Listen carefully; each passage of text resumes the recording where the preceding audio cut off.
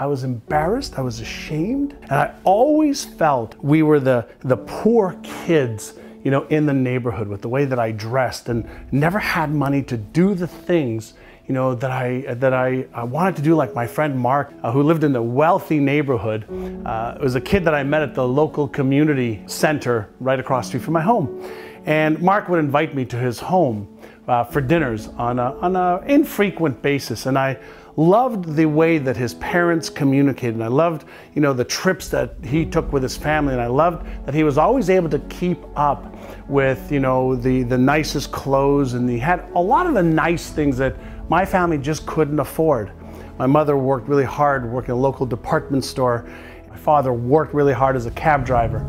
He still has the same mindset, you know, that he had, you know, 45 years ago when I was a young man, 12 years old, whatever the case might be. He still has the same, you know, discussions around money and how much this stuff costs and how much it's going to cost for the light to be on in the house if you're not in the room, to turn off the light.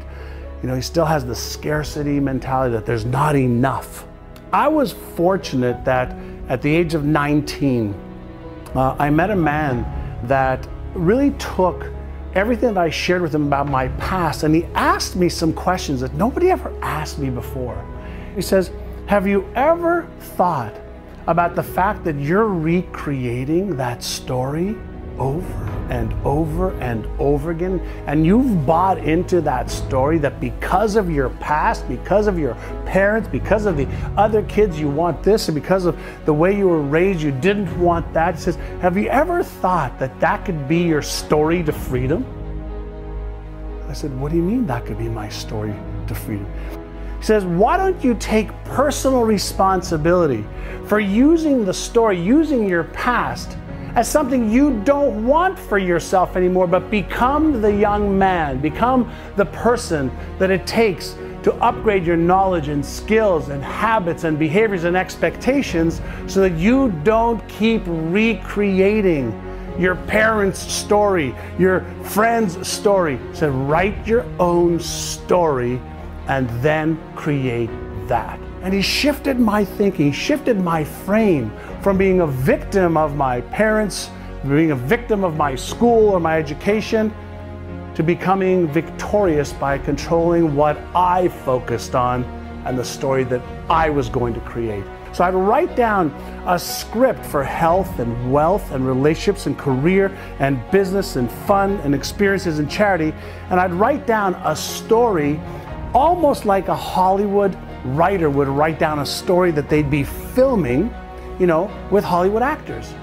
What are 3 things that you can do today, not tomorrow, not next week? Tomorrow you worry about it then, but for today, what are 3 things that you can do that when you do those, you actually are moving towards the achievement of the goal?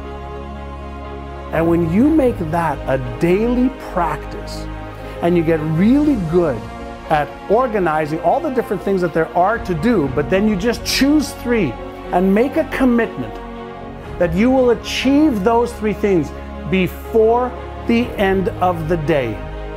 It doesn't matter if it's making more calls, reading the book you need to read, watching the video you need to watch, doing the plan that you need to plan, whatever it is, you focus on the power of 3 and you make that a daily practice and habit.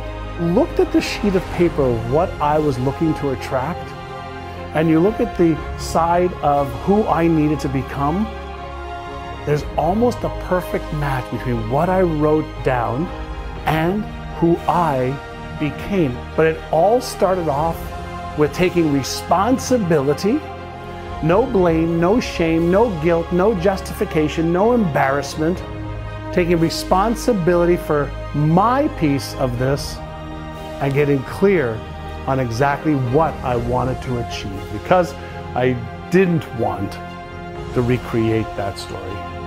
I became something different.